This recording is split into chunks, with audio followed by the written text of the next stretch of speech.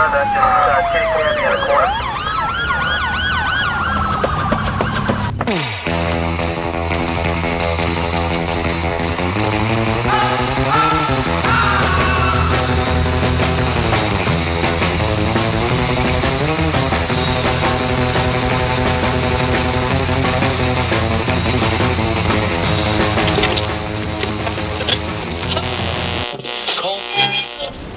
It was a cold night on December 21st, 4 days before Christmas.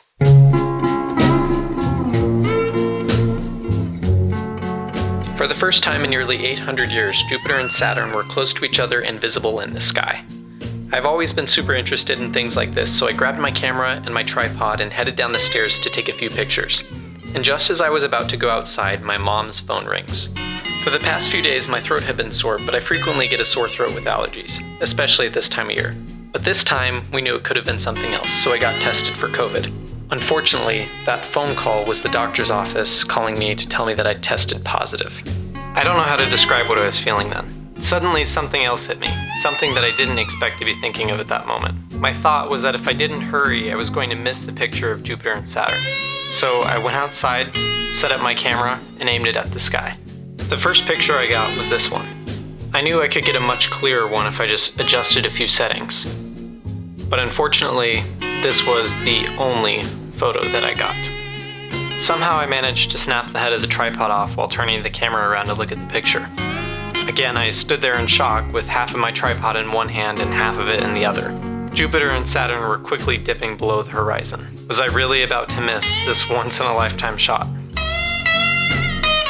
Suddenly, I was filled with an obsessive feeling that I had never felt before. I knew that all of our family's already reduced Christmas plans were going to have to be completely canceled, and that I would now be doing absolutely nothing for the next 2 weeks. So who cares how late I stay up trying to get this picture? Time was completely unimportant to me at this point. That's why I started driving. I thought that maybe if I drove far enough, I would see the planets again.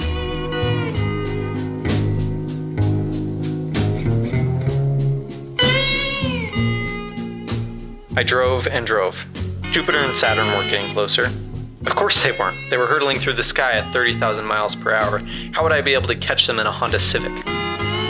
Eventually I came to that realization, and so I pulled off at some farm road and looked up for a second. I'd missed it.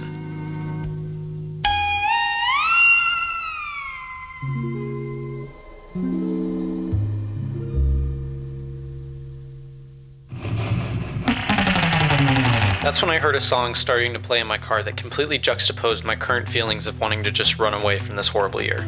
The song is called San Francisco by the Mowglis, and it's what gave me a little spark of hope in that moment.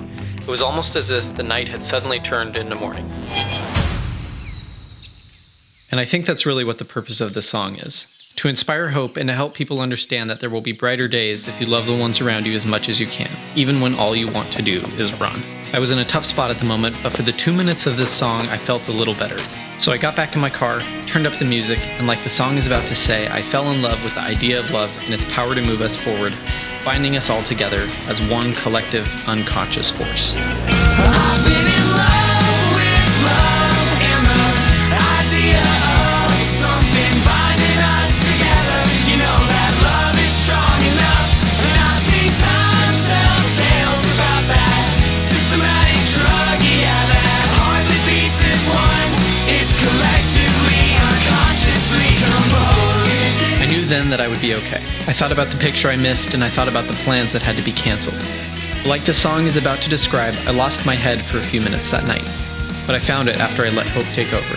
There were lightning bolts of silver linings in this rain cloud situation that I was in, and suddenly all of those lightning bolts were starting to strike. Well,